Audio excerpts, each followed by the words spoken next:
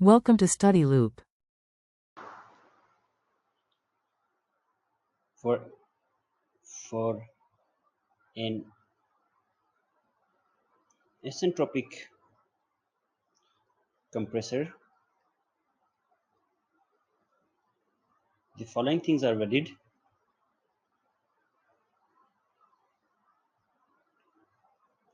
And the first thing is that H2S is equal to H2 and S2 is equal to S1. So the isentropic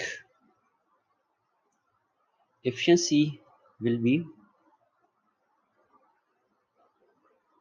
equal to efficiency isentropic is equal to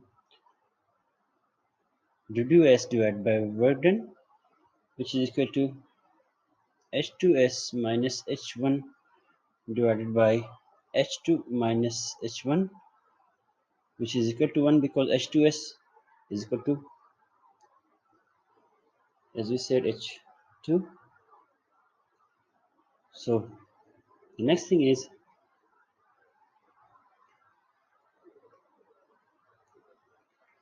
now we will find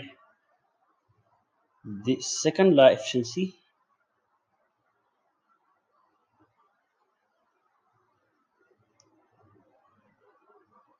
and the second law efficiency is equal to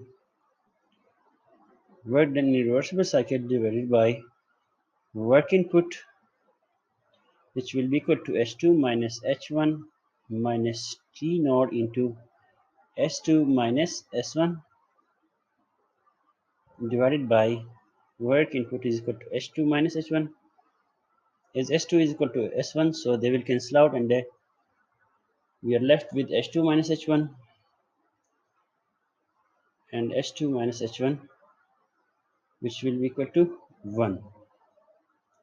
So we can say that from the formulas the two efficiencies are not always equal due to their different definitions, and the second law efficiency takes into consideration the actual process while the isentropic efficiency considers the ideal isentropic process. Therefore the efficiencies are usually not equal. They are equal only in the case where the compressor is isentropic.